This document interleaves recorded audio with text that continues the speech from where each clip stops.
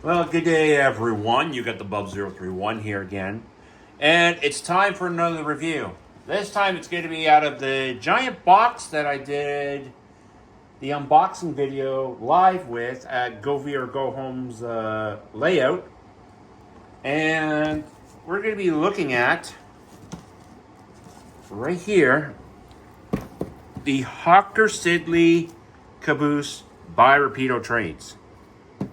I got a couple of versions here, and we're just going to go over the details, the histories. Can't do much function since I don't have a test track here at the moment at my own living space. But near the end, we'll do the outro and as well of what's going to happen as well to some of these, because I got something to tell you about with this order as well. So I want you all to sit back, relax, and enjoy.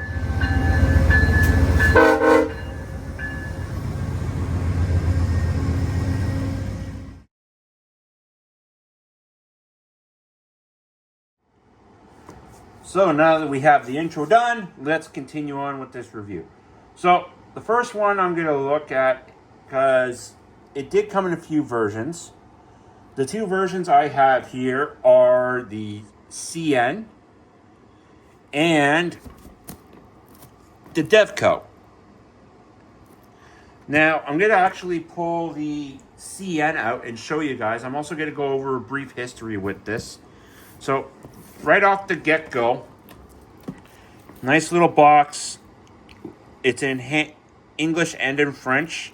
You got Rapido's trademark right there. Shows you what's on the side.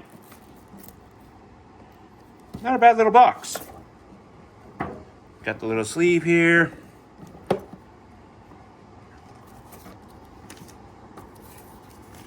And yes, it does have French and English. You also get a couple of stickers, which are neat. Some decals to actually go. This is like for the reporting marks. You got your magic Rapido wand for track power to get this going. And voila. It's actually in a very stable cradle, as you can see here. So we have here CN 979-20207. Okay, so I'm going to pull it out of the package and then we'll continue on with the history here. Okay, so with the prototype history, at the beginning of the 1960s, Canadian National Railway found itself with a large fleet of wood and cupola cabooses, or vans, which needed replacement. After testing their initial prototype steel van in '64, CN jumped into the modern caboose era with the first large order from Hawker Siddeley. The order of 150 cars were of an all-new design specifically for CN, with body shells constructed in Trenton, Nova Scotia. Final assembly was completed at Hawker Siddeley's previous Fort William plant, now Thunder Bay.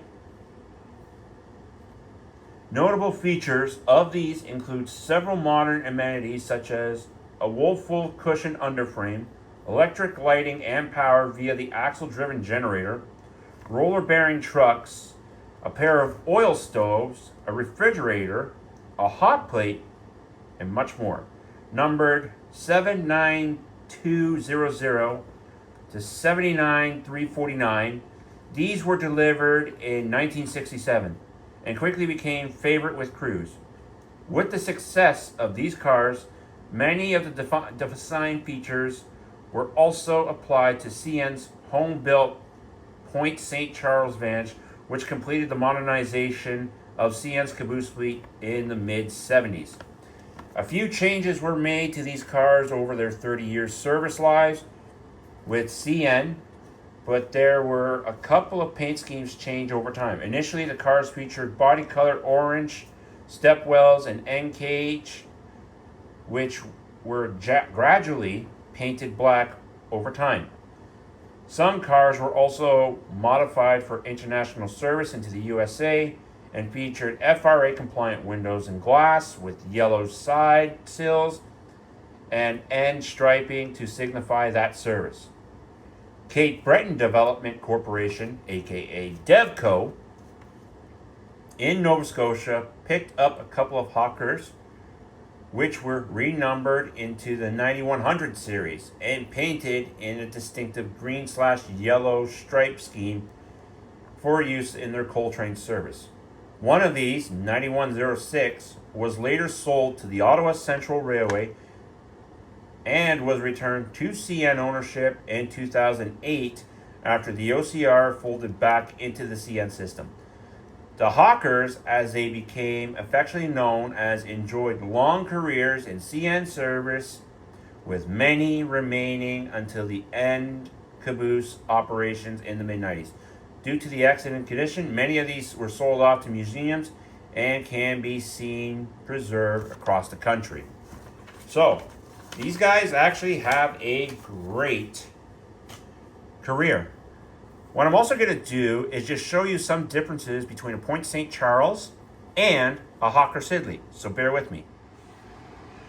Okay, so I have my gloves on now, as you can see. This way here I can handle. I just want to show you the differences before we go into the details between the Point St. Charles and the Hawker Siddeley.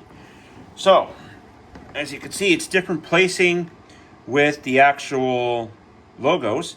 So on the Hawker Siddeley, another distinction you could tell is that the logo is off to one side with the reporting number. As well, you can see the giant windows here on the side. We'll go to the other side just to show as well. Not only that, you can also see that on the Hawker Siddeley here, there's a few smaller windows and they put the logo smack dab in the center, like so, with the actual reporting number.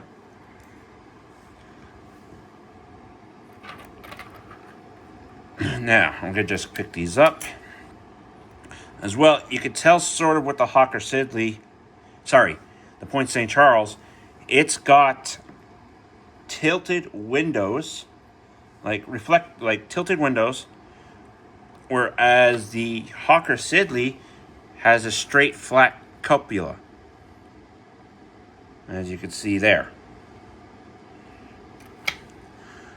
Another thing that you could sort of tell the difference between these two is that the Point St. Charles actually has a guard right across with the CN with the lights, whereas the Hawker Siddeley doesn't really have that. And actually, this one, which I think is an early version, doesn't even have the ditch lights, which some of the others do, which I'll show you after.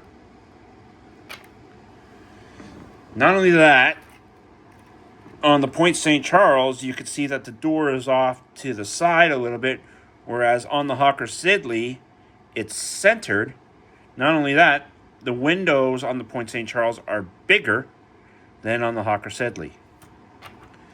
And then you have a couple of other windows here, and then you only have two windows on the other side. Okay. Yeah, the other one I have here, I'll show you that one after.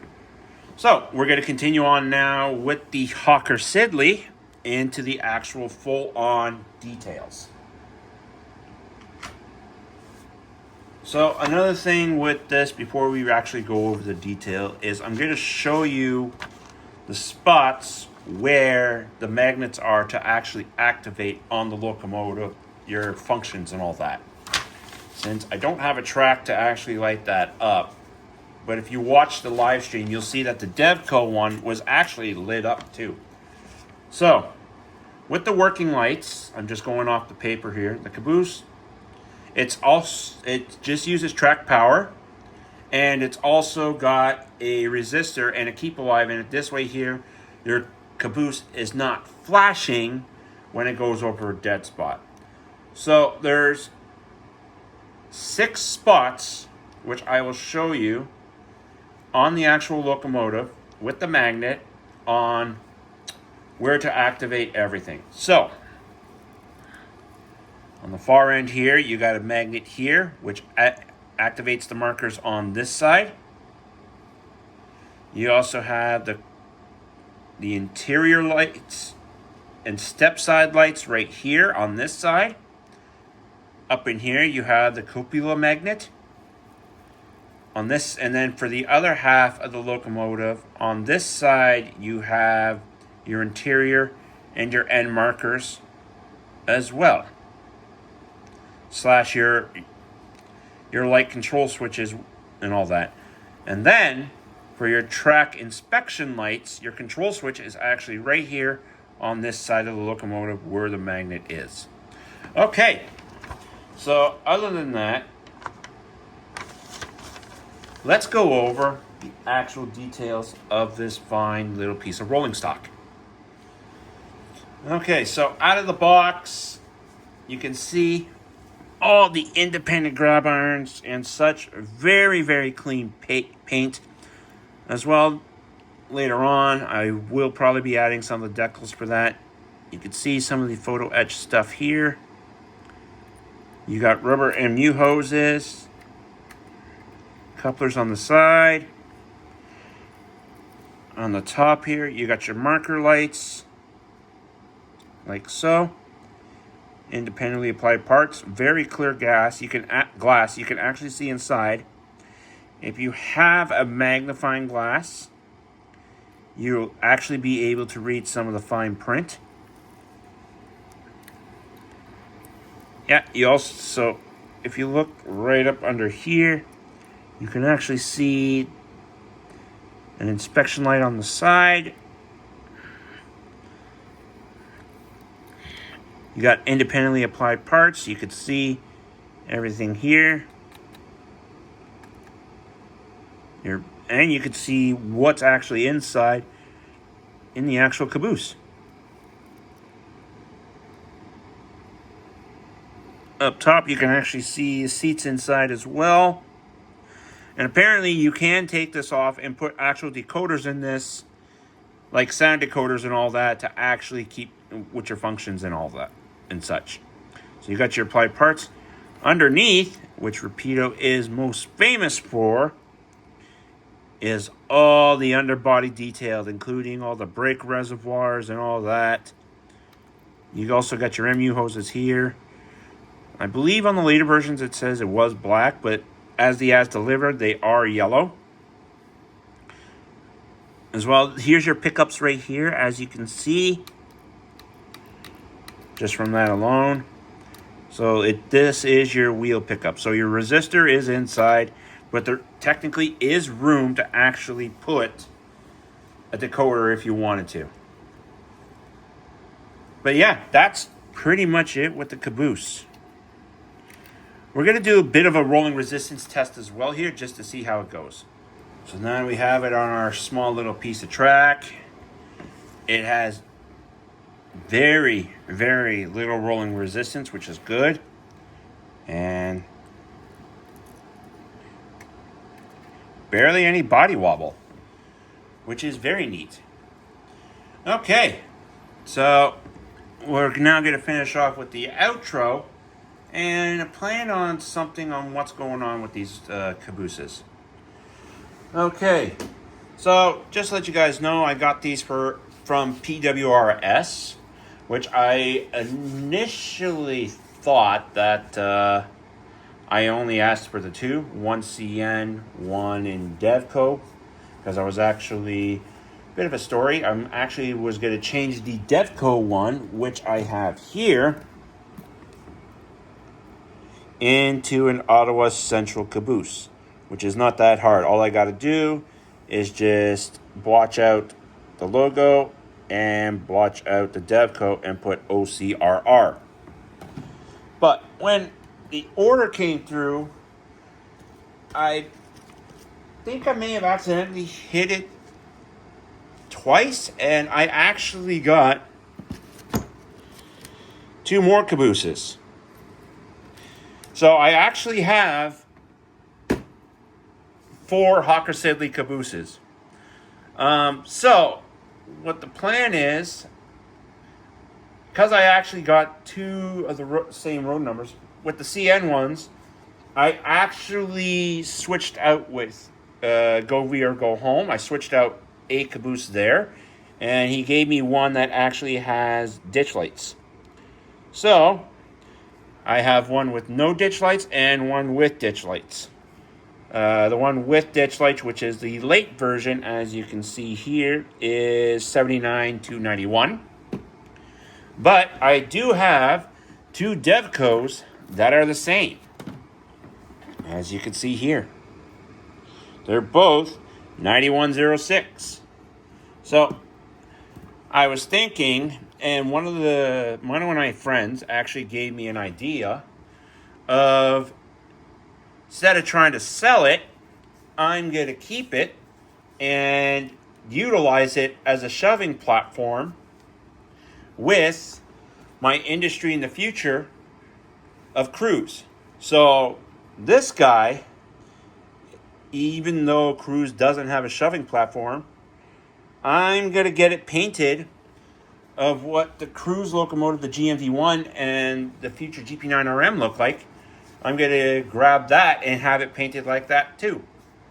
So that's the plan. So if you guys can, go to your local brick and mortar hobby shops. I don't know if Rapido still has them on their website. If you guys want, look it up. Check either online on your websites. I went with PWRS. I believe they still have some. So go check them out for the prices and all that. Not a bad price, to tell you the truth. Very good. Just be cognizant of what you ordered. But it's still not bad that I ordered this much. It's actually pretty awesome that I did that, because I have an idea to go with the caboose. But yeah, everyone. Hope you guys all enjoyed this video. Don't worry, there's going to be more to come. But that's going to be it for me. So have a good one.